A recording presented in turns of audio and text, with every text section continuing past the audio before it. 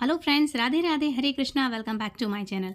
Friends, आज हम बात करेंगे शिव महापुराण की कथा। अध्याय 2 से लेकर 7 तक संपूर्ण शिव महापुराण की कथा आज हम सुनेंगे। तो शुरू करते हैं।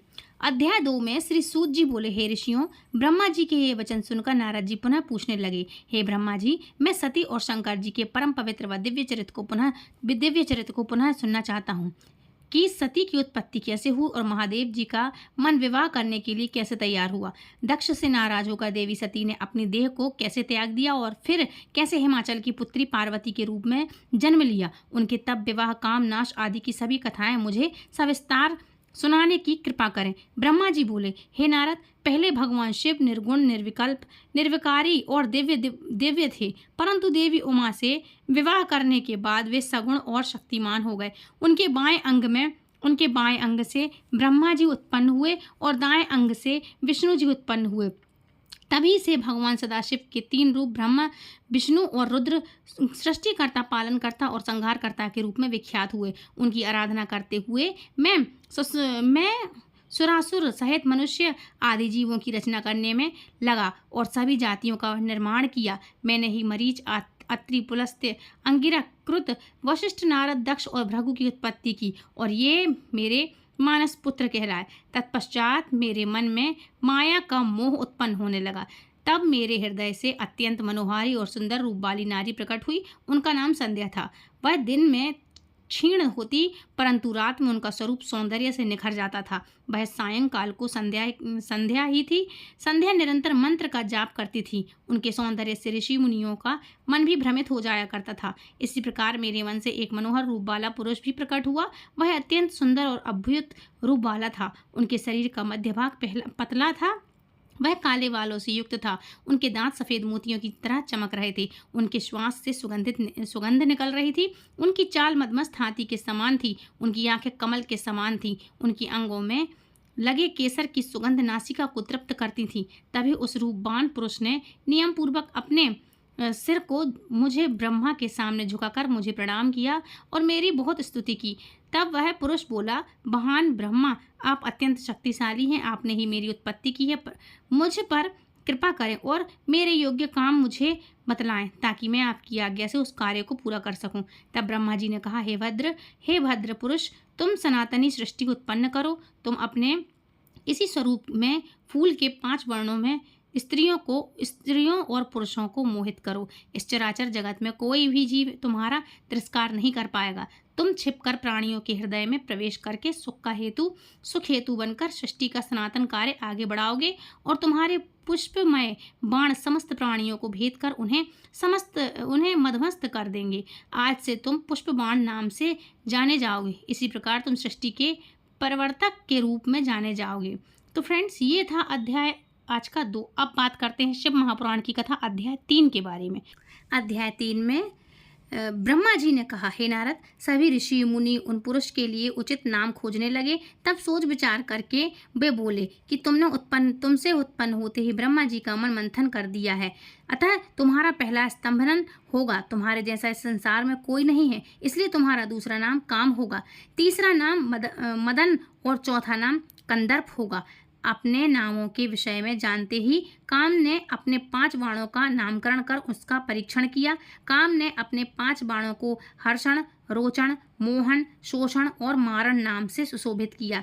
ये बाण ऋषि मुनियों को भी मोहित कर सकते थे। उस स्थान पर बहुत से देवता व ऋषि उपस्थित थे। उस समय संध्या भी वही थी। कामदेव द्वारा चलाए गए बाणों के फलस्वरूप सभी मोहित हो गए। इसके मनों में विकार आ गया। सभी काम के वशीभूत हो चुके थे। प्रजापति मरीच, अत्रि, दक्ष आदि अब सब मुनियों के साथ साथ ब्रह्मा जी भी काम के वश में होकर संध्या को पाने की इच्छा करने लगे। ब्रह्मा जी व उनके मानस पुत्र सभी को एक कन्या पर मोहित होते देखकर धर्म को बहुत दुख हुआ।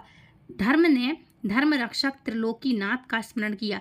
तब मुझे देखकर शिव जी हंसे और कहने लगे, हे ब्रह्मा, अपनी पुत्री के ही प्रति तुम मोहित कैसे हो गए? सूर्य का दर्शन करने वाले दक्ष, मरीच आदि योगिनियों का निर्मल मन कैसे स्त्री को देखते ही मलिन हो गया? जिस देवताओं का मन स्त्री के प्रति आसक्त हो, उसके साथ शास्त्र संगति किस प्रकार की जा सकती है। इस प्रकार के शिव वचन सुनकर मुझे बहुत लज्जा का अनुभव हुआ और मेरा पूरा शरीर पसीने पसीना हो गया। मेरा विकार समाप्त हो गया, परंतु मेरे शरीर से जो पसीना नीचे गिरा उससे पितृगणों की उत्पत्ति हुई। उससे 64,000 अग्नेस्वातों पितृगण उत्पन्न हुए और 86,000 महर्षि पितर हुए। एक सर्प गुण संपन्न अति सुंदर कन्या भी उत्पन्न हुई जिसका नाम रति था। उसका रूप सौंदर्य देखकर ऋतु आदि खिलित हो गए। वह एवं उससे अनेक पितरों की उत्पत्ति हुई और इस प्रकार संध्या से बहुत से पितरों की उत्पत्ति हुई। शिव जी के वहां से अंतर्ध्यान होने पर मैं काम पर क्रोधित हुआ। मेरे क्रोधित होने पर काम ने वह बाण वापस खींच लिया। बाण के निकलते ही मैं क्रोध की अग्नि से जलने लगा। मैंने काम को शिव बाण से भस्म होने का श्राप दे डाला। यह सुनकर काम और रति दोनों मेरे चरणों में गिर पड़े और मेरी स्तुति करने लगी तथा क्षमा याचना करने लगी।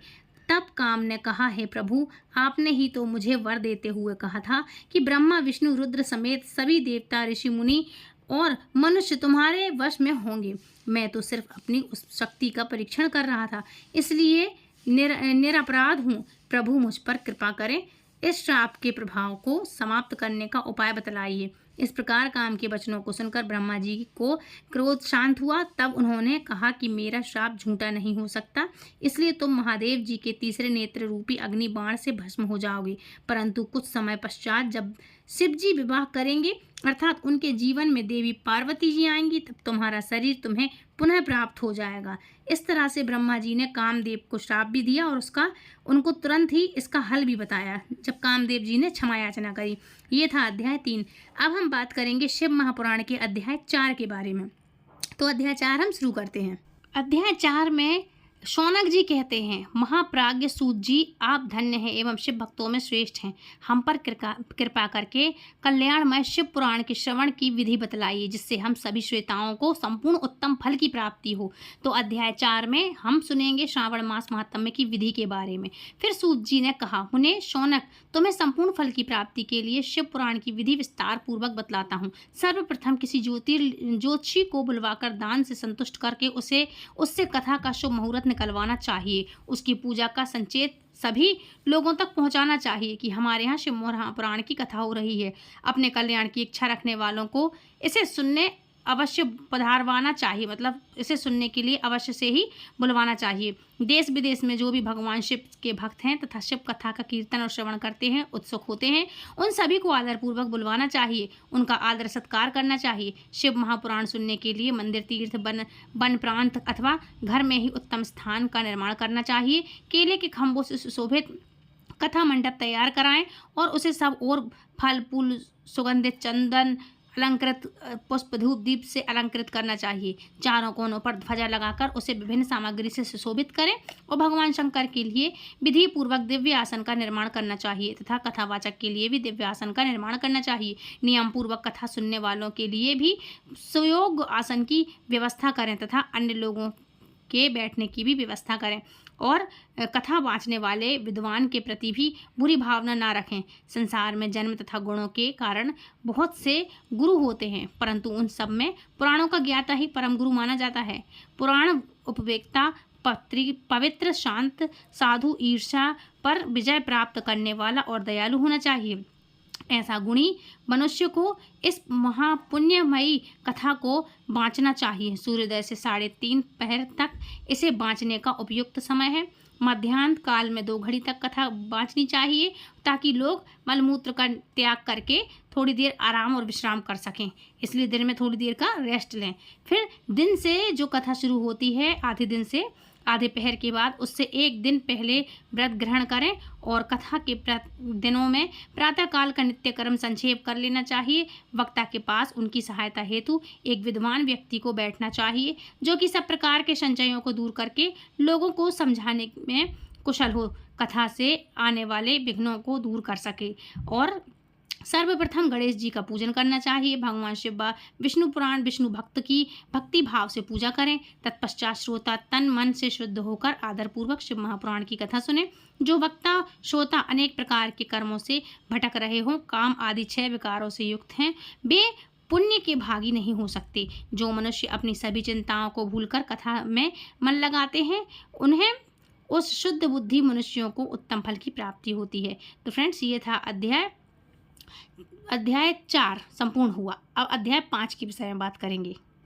सूत जी बोले, शौनक, शिव पुराण सुनने का व्रत लेने वाले पुरुषों के लिए जो नियम है उन्हें भक्ति पूर्वक सुनो। शिव महापुराण की पुण्यमयी कथा नियम पूर्वक सुनने से बिना किसी विघ्न बाधा के उत्तम फल की प्राप्ति होती है। दीक्षा रहित मनुष्य को कथा सुनने का अधिकार नहीं है, अतः पहले वक्ता से दीक्षा ग्रहण करनी चाहिए। फिर नियम पूर्वक कथा सुनने वाले मनुष्य को ब्रह्मचर्य का अच्छी तरह से पालन करना चाहिए। उसे भूमि पर शयन करना चाहिए और पत्तल में खाना खाना चाहिए तथा कथा समाप्त होने पर ही अन्न ग्रहण करना चाहिए।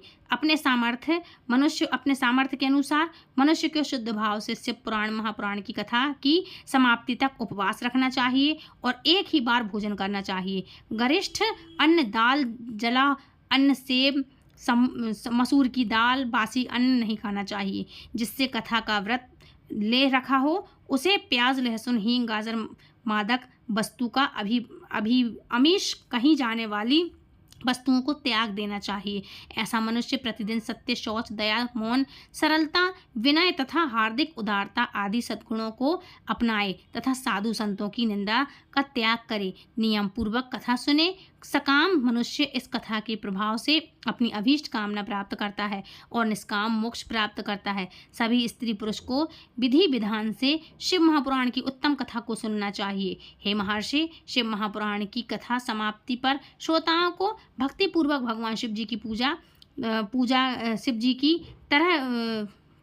की पूजा करनी चाहिए और शिव जी की पूजा की तरह पुस्तक की पूजा भी करनी चाहिए तथा उसके पश्चात विधि पूर्वक वक्ता का भी पूजन करना चाहिए। पुस्तक को रखने के लिए नया और सुंदर बस्ता बनवाएं, मतलब एक अलग से उसको रखने का इंतज़ाम करें। पुस्तक व वक्ता की पूजा के उपरांत वक्ता की सहायता हेतु बुलवाएं और बुलवाए गए पंडित का भी सत्कार आपको करना चाहिए। कथा में पधारे हुए अन्य ब्राह्मणों को भी अन्य धन दान देना चाहिए। गीत, वाद्य और नृत्य से उत्सव को मनाना चाहिए। विरक्त मनुष्य को कथा समाप्ति पर गीता का पाठ करना चाहिए तथा गृहस्थ को श्रवण कर्म की शांति हेतु होम करना चाहिए। होम रुद्र संहिता के श्लोकों द्वारा अथवा गायत्री मंत्र के द्वारा करना चाहिए। यदि हवन करने में असमर्थ हो तो भक्तिपूर्वक शिव महापुराण, शिव सहस्त्र नाम का पाठ करना चाहिए।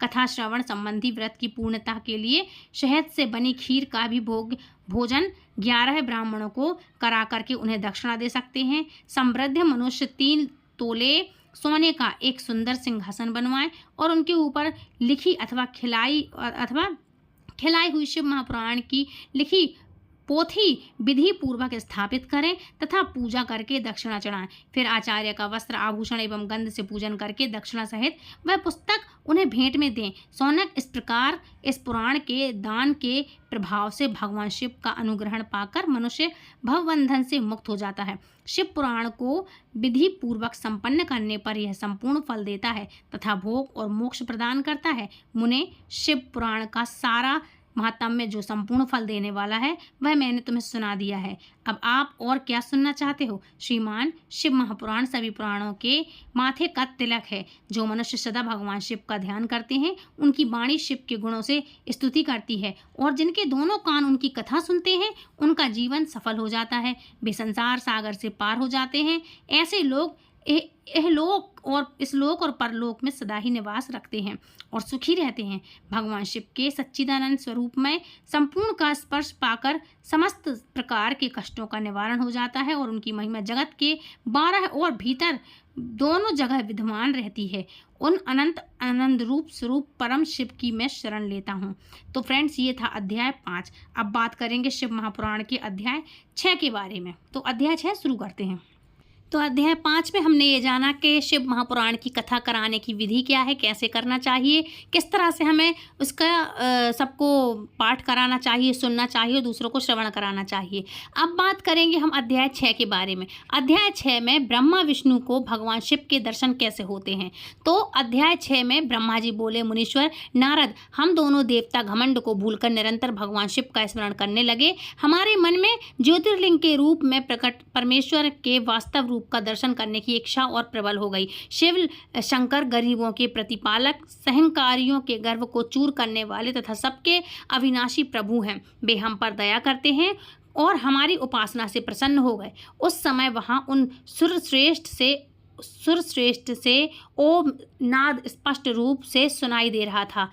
उस नाद से विषय में मैं और विष्णु दोनों यही सोच रहे थे कि यह कहाँ से सुनाई पड़ रहा है। उन्होंने लिंग के दक्षिण भाग में सनातन आदि वर्ण आकार का दर्शन किया। उत्तर भाग में ओमकार मतलब ओंकार का, मध्य भाग में मकार का और अंत में ओम नाद का साक्षात दर्शन एवं अनुभव किया। दक्षिण भाग में प्रकट हुए आकार का सूर्यमंडल के समान तेजोमय रूप देखकर जब उन्होंने उत्तर भाग में देखा तो वह अग्नि के समान दीप्तिशाली दिखाई दे रहा था। तत्पश्चात ओम को देखा जो सूर्य और चंद्रमंडल की भांति स्थिर थे और जिनके शुरू एवं अंत का कुछ पता नहीं था। दृष्टि गोचर हो रहा था परंतु यहाँ से कुछ पता नहीं था तथा सत्य आनंद और अमृत स्वरूप पर ब्रह्म पारायण ही दृष्टि गोचर हो रहा था। परंतु यहाँ कहाँ से प्रकट हुआ है, इस अग्नि की स्तंभ की उत्पत्ति कहाँ से हुई है, यह श्रीहरि सोचने लगे तथा इसकी परीक्षा लेने के संबंध में विचार करने लगे। तब श्रीहरि ने भगवान शिव का चिंतन करते हुए वेद और शब्द के आवेद से युक्त होकर अनुपम अग्नि स्तंभ के नीचे जाने का निर्णय लिया और मैं और विष्णु जी विश्वात्मा शिव का चिंतन कर रहे थे। तभी वहाँ एक ऋषि प्रकट हुए। उन्हीं ऋषि के द्वारा परमेश्वर विष्णु ने जाना कि इस शब्द परब्रह्म शरीर वाले परम लिंग के रूप में साक्षात परब्रह्म स्वरूप महादेव जी प्रकट हुए हैं। ये चिंता रहित रुद्र है। परब्रह्म परमात्मा शिव का वाचक प्रणव ही है। वह एक सत्य परम कारक आनंद और अकरत परात्पर और परब्रह्म है। प्रणव के पहले अक्षर आकार से जगत के बीजभूत अर्थात ब्रह्मा जी का बोध होता है। दूसरे अक्षर ओंकार से सभी के कारण श्रीहरि विष्णु का बोध होता है और तीसरे अक्षर मकार से भगवान शिव का ज्ञान होता है।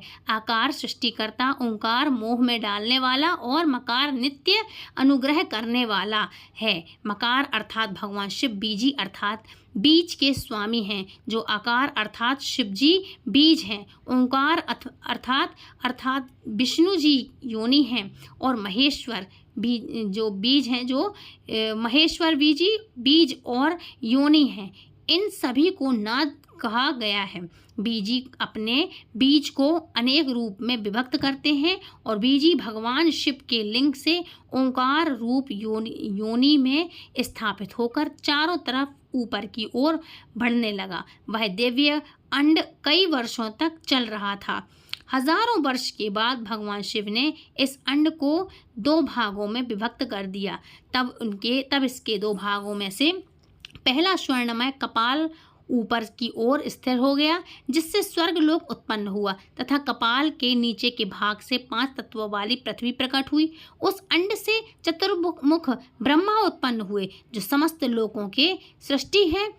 भगवान महेश्वर ओम आम ऊम बा मा त्रिविध रूप में वर्णित हैं, इसलिए ज्योतिर्लिंग स्वरूप सदाशिव को ओम कहा गया है। इसकी सिद्धि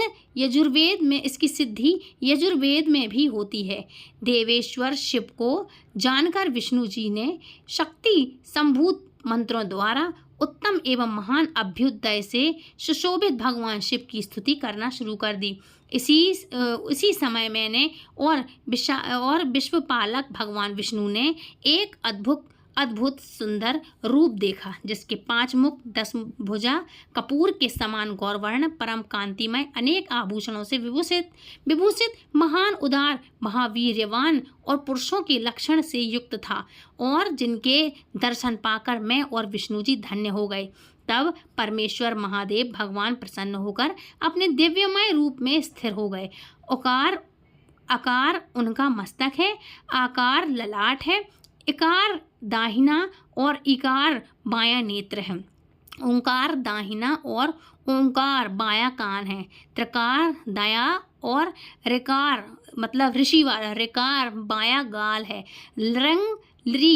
लृंग उनकी नाक है और छिद्र है एकार और एकार उनके दोनों होठ हैं, ओंकार और ओंकार उनकी दोनों दंत पंक्तियां हैं, और आहा देवादिदेव शिव के तालु हैं, कम का मतलब सिर्फ का आदि 5 अक्षर उनके दाहिने 5 हाथ हैं और चा आदि बाएं 5 हाथ हैं, ता और टा से शुरू 5 अक्षर उनके पैर हैं, पकार पेट है, फकार दाहिना और बकार बायां पार्श्व भाग है, भकार कंधा, मकार हृदय है, हकार नाभि है, या से सा तक के 7 अक्षर 7 धातुएं हैं जिनसे भगवान शिव का शरीर बना है। इस प्रकार भगवान महादेव व भगवती उमा के दर्शन करके हम दोनों कृतार्थ हो गए। हमने उनके चरणों में प्रणाम किया। तब हमें 5 कलाओं से युक्त ओमकार जनित मंत्र का साक्षात्कार हुआ। तत्पश्चात महादेव जी ओम तत्व मसी महावाक्य दृष्टि गोचर हुआ, जो परम उत्तम मंत्र रूप है। इसके बाद धर्म और अर्थ का साधक बुद्धि रूप 24 अक्षरीय गायत्री मंत्र प्रकट हुआ, जो पुरुषार्थ रूपी फल देने वाला है। तत्पश्चात मृत्युंजय मंत्र, फिर पंचाक्षर मंत्र तथा दक्षिणा मूर्ति व चिंतामणि का साक्षात्कार हुआ। इन 5 मंत्रों को विष्णु भगवान ने अनुग्रहण कर जपना आरंभ किया। ईश्वरों के मुकुट वर्णी ईशान है, जो पुरातत्व पुरुष है, हृदय को प्रिय लगने वाले, जिनके चरण सुंदर हैं, जो सांप को आभूषण के रूप में धारण करते हैं, जिनके पैर व नेत्र सभी ओर हैं, जो मुद्रा ब्रह्मा के अधिपति, कल्याणकारी तथा सृष्टि पालन एवं संहार करने वाले हैं। उन वरदायक शिव की मेरे साथ भगवान शिव विष्णु ने प्रिय वचनों द्वारा संतुष्ट चित्त से स्तुति की। बोलो भोलेनाथ की जय। ये था अध्याय 6। अब हम अध्याय 7 की बात करेंगे। अध्याय 6 में हमने जाना भगवान की उत्पत्ति कैसे हुई, कौन से मंत्र कैसे उत्पन्न हुए। अब हम बात करेंगे अध्याय 7 के बारे में।